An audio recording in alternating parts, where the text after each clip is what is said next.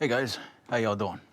Hey, Rollin Light reached out to me a while ago and asked me about reviewing, well, one of their light sets here. And initially, I was about to decline because I don't have necessarily a good way of doing it. They said, punch a hole in a piece of wood if you want, install them that way, do a little show and tell. And that did get me thinking, and then I decided, you know what? Actually, I can install at least one of these things good and proper, take you along for the ride, and, actually do a review on it, and kind of do it like that. So that is what we are about to get into today. I have, just to save a second, already opened the box, and it kind of looks like that. You get a manual,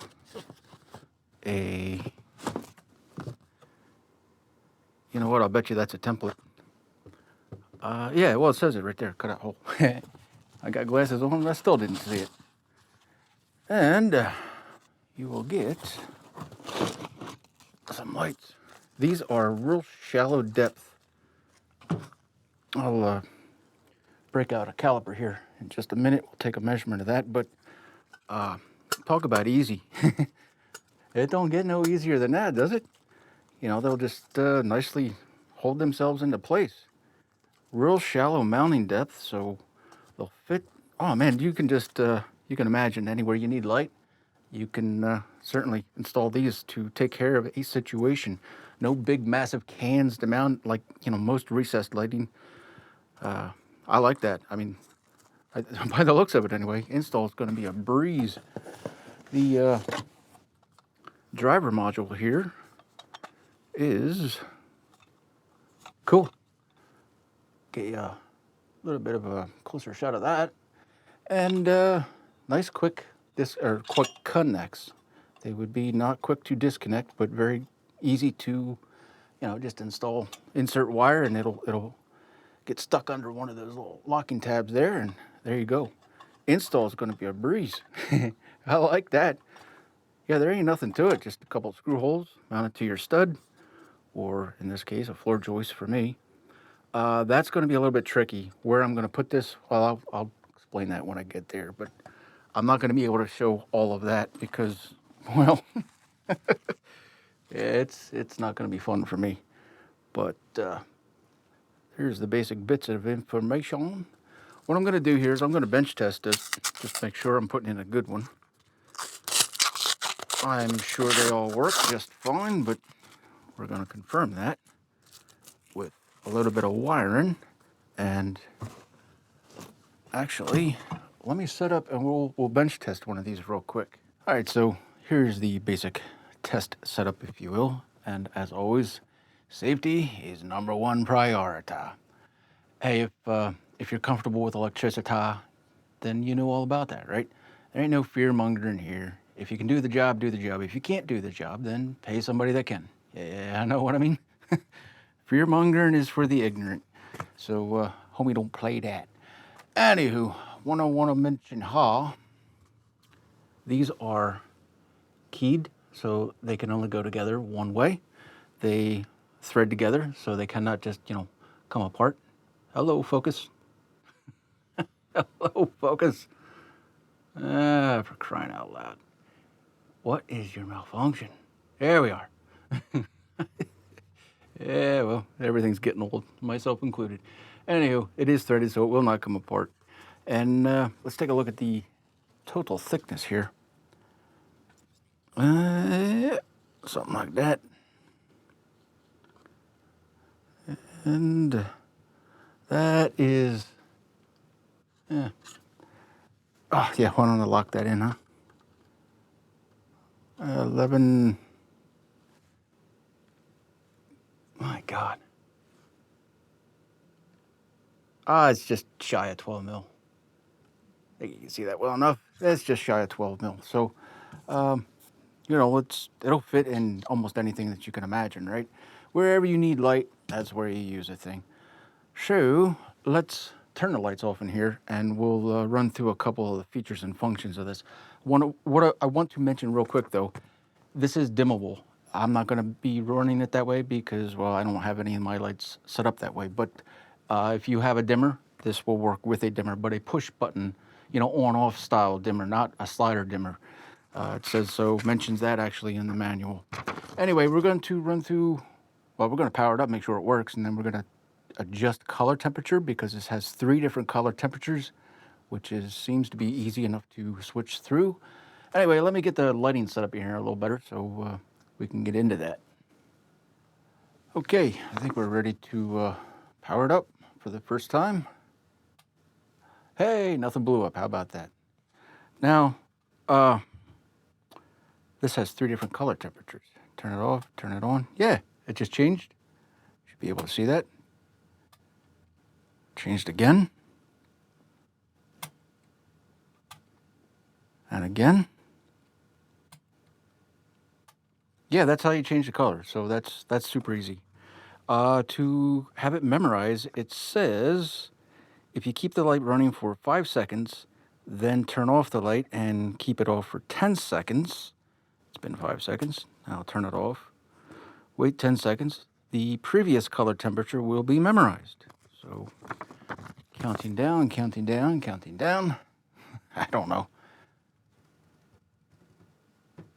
What do you think? Long enough? We can try it. Yes, that looks about right to me.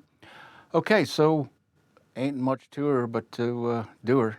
Got to cut a hole in my ceiling because, yeah, that's where it's going to go. All right, let me set up to show you a little bit more about that and move along, move along. All right, here is the basic idea. I've got a light, but it's never enough light.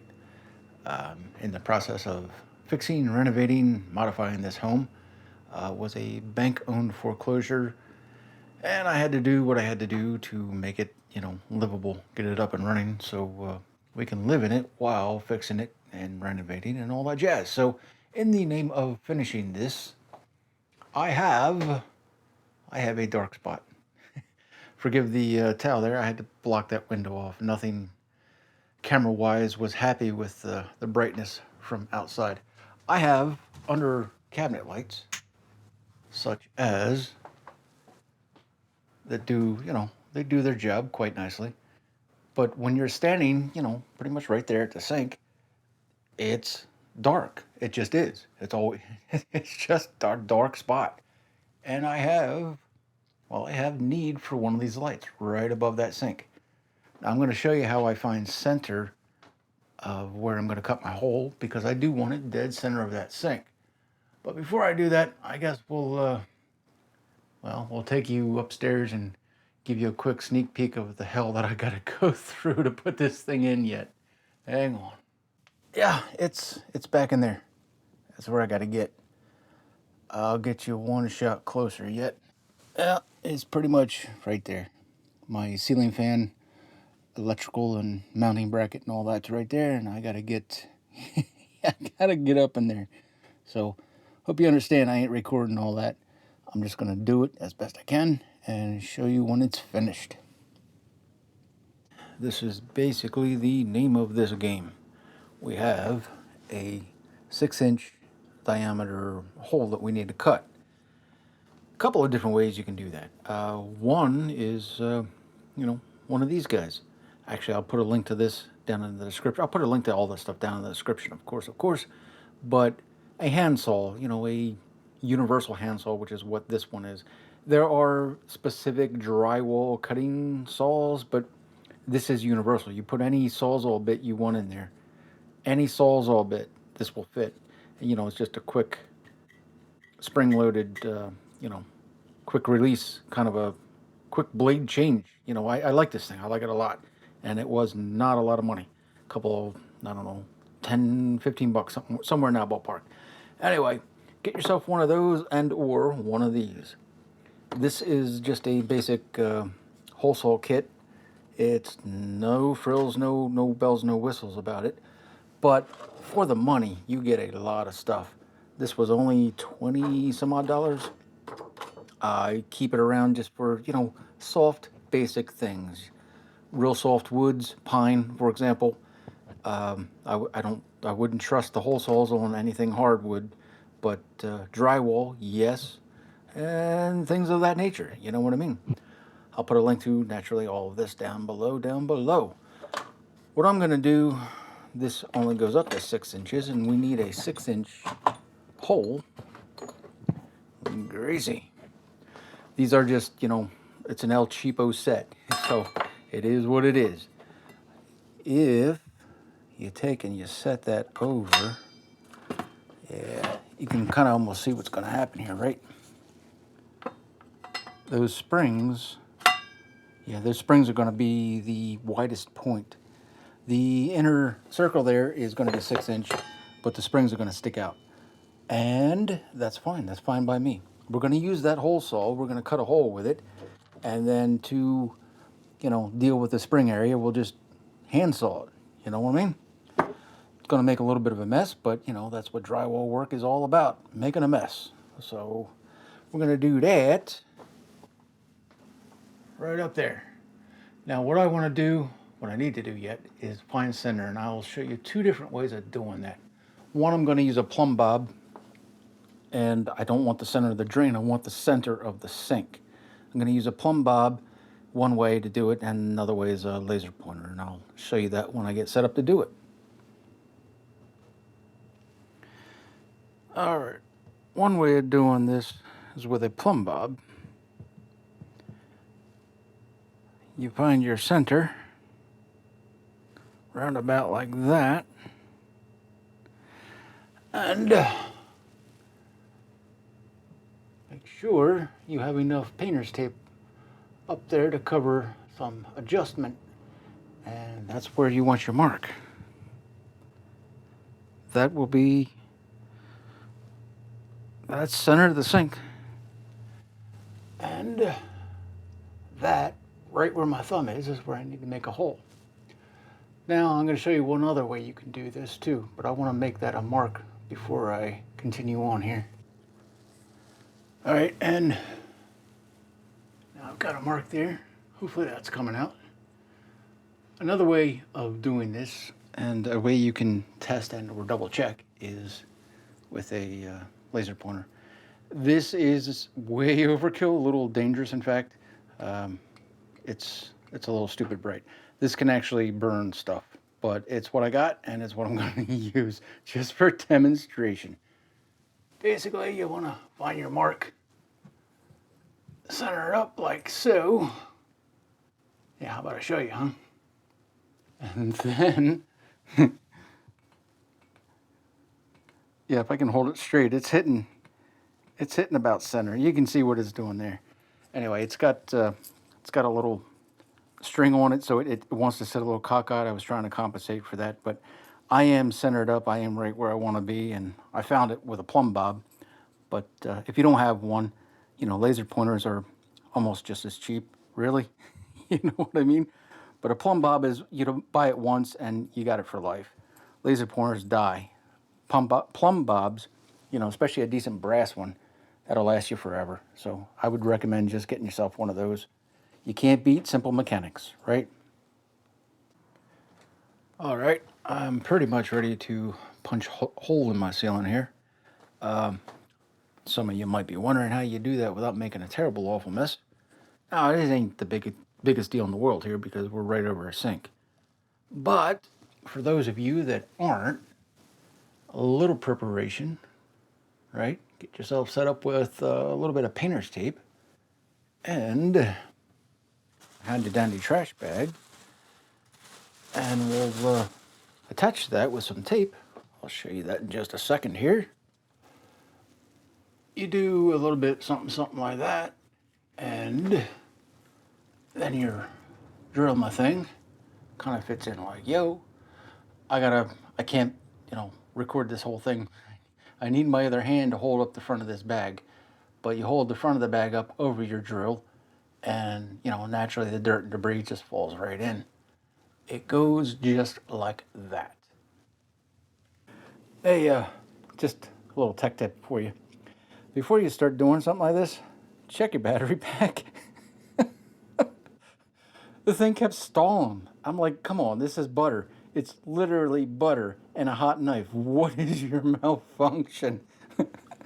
I had to, well, I had to stop. It just wouldn't go. Yeah, electrical tools need electricity. But anyway, once it's done, you get a hole. Looks something like that. Now the painter's tape just, pulls right off. No muss, no fuss. Minimal mess. Like so and like so. And there you go. A bag full of, a little bit of dust and a great big hole in the ceiling. All right, so yeah, you can see how close I am to the roof there. That's a tight fit. All right, let's go upstairs in the attic and do this thing, huh? All right, I just wanted to show you here real quick. That was such a nice, easy install. Check that out. I'll get you a little closer. Oh. Forgive me. This is a tight fit.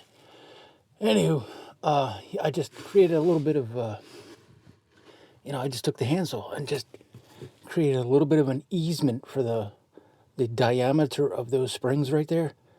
But man, you couldn't ask for an easier fit, an easier install, an easier setup than that. That is some damn good stuff right there. I like it. All right, now I just gotta crawl my ass out of here and yeah, wire the thing, huh? So yeah, I'm not gonna show you any of that. I'm just gonna do the thing and turn the light on. Just want to show you the befores and afters with 1 light, 2 lights, and then 3 lights. And took some pictures of those, so we'll edit that in here. This light, 2 lights, 3 lights, and 2 lights, and 3 lights, 2 lights, and 3. Made a nice difference. All right, I figured we'll just go over one little final glamour shot here. Take a look at it before I turn the lights back on. Maybe that will give you a better idea without having that thing glare at the camera. It fits real nice. I mean, I'm real happy with the way that installed. I've got nothing to complain about there.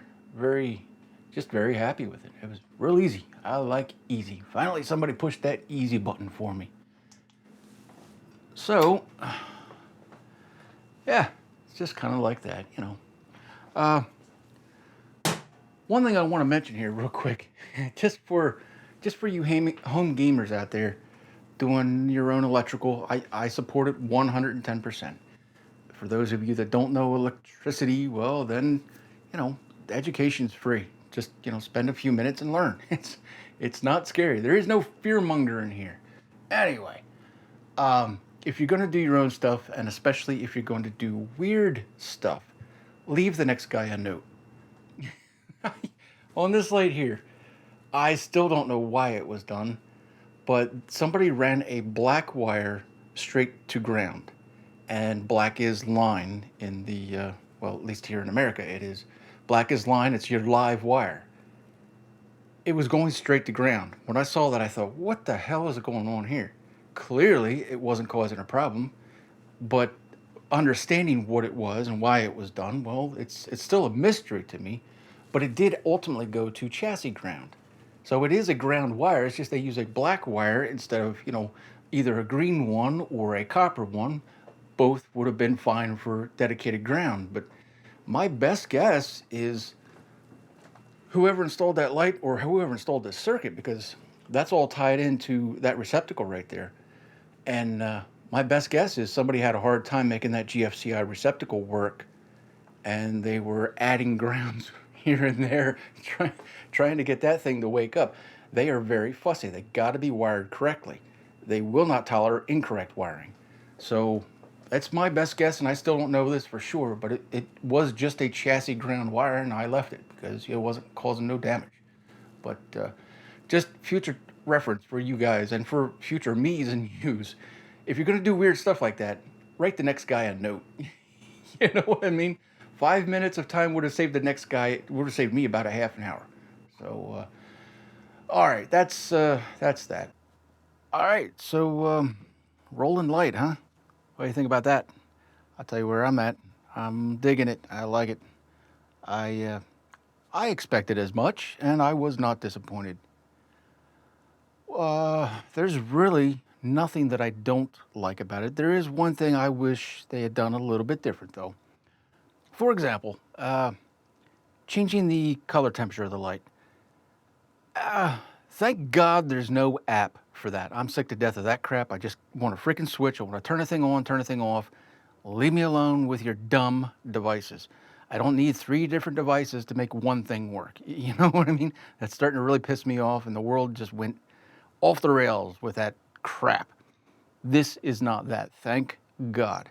So automatically I'm loving it right like that. But the changing the light temperature, it's fine the way they did it. You know, flick a switch a couple of times, right?